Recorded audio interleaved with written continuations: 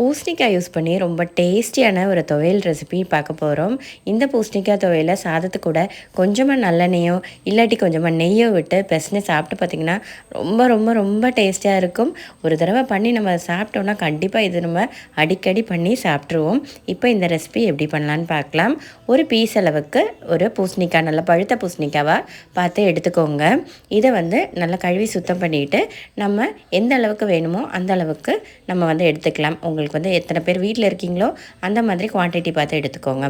இது இப்போ 2 to 3 பேர் அளவுக்கு சாப்பிட்லாம். அந்த பூசணிக்காவை நல்லா குட்டி குட்டியாக நல்லா நைஸாக கட் பண்ணி எடுத்துக்கோங்க. இப்போ ஒரு இரும்பு கடாயை எடுத்துகிட்டு அதில் கொஞ்சம் எண்ணெய் விட்டுக்கோங்க.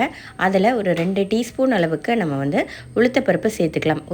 நம்ம இந்த துவையில் உளுத்தப்பருப்பு சேர்க்குறப்ப நல்ல டேஸ்ட் கொடுக்கும். அதனால் அதை கண்டிப்பாக ஸ்கிப் பண்ணிடாதீங்க.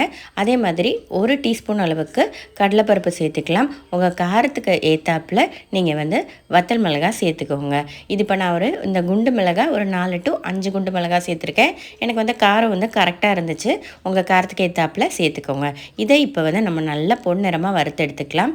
அடுத்ததாக ஒரு 8லேருந்து 10 கிட்ட மிளகு சேர்த்துக்கோங்க. அதையும் சேர்த்து எல்லாத்தையுமே வச்சு ஒரு மீடியம் ஃப்ளேமில் வச்சு நம்ம இதை நல்லா வறுத்து நல்லா பொன்னிறம் ஆகிற வரை வறுத்து எடுத்துக்கலாம். கிட்டத்தட்ட லைட்டாகவே உங்களுக்கு கலர் சேஞ்ச் ஆகி வர்ற நேரத்தில் கருவேப்பிலை ஒரு பிடி அளவுக்கு கருவேப்பிலை சேர்த்துக்கோங்க.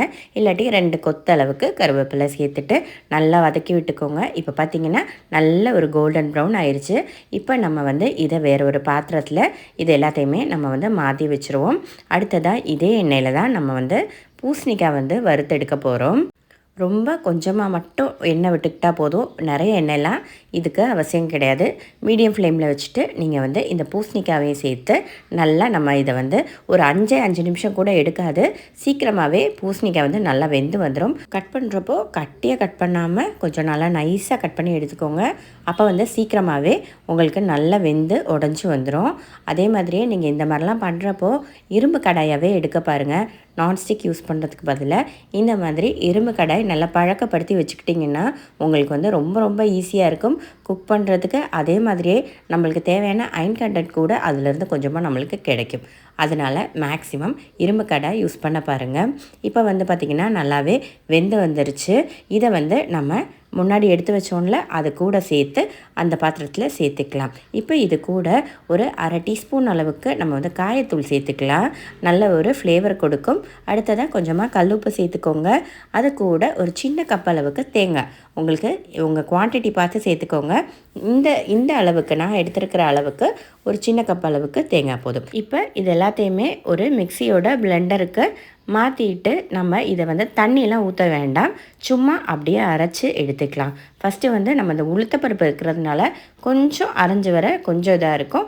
அதனால் ஒரு 2-3 தடவை நிறுத்தி பார்த்து அடிச்சுக்கோங்க. ரொம்ப பேஸ்ட்டாக வேணாம், கொஞ்சம் குறப்பாக இருந்தாலுமே சூப்பராக இருக்கும். இப்போ இது எல்லாத்தையுமே ஒரு உருண்டை மாதிரி நீங்கள் பிடிச்சிக்கோங்க. இதிலேருந்து நம்ம கொஞ்சம் கொஞ்சமாக நம்மளுக்கு தேவையான அளவுக்கு எடுத்துக்கலாம். இது ரொம்ப ஹெல்த்தி. அதே மாதிரி டேஸ்ட் சூப்பராக இருக்கும். இந்த துவையல் மட்டும் போதுங்க. தயிர் கூட இருந்துச்சுன்னா ரொம்ப ரொம்ப டேஸ்டியாக இருக்கும். தயிரும் இந்த துவையலும் சேர்த்து பிசைஞ்சு சாப்பிட்டு பாருங்கள்.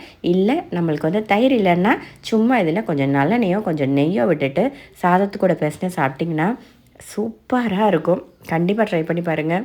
இது எனக்கு என்னோடய அம்மா சொல்லி தந்த ரெசிபி. என்னோடய அப்பா வீட்டில் எப்போயுமே இந்த சட்னி பண்ணுவாங்கன்னு அம்மா சொல்லுவாங்க.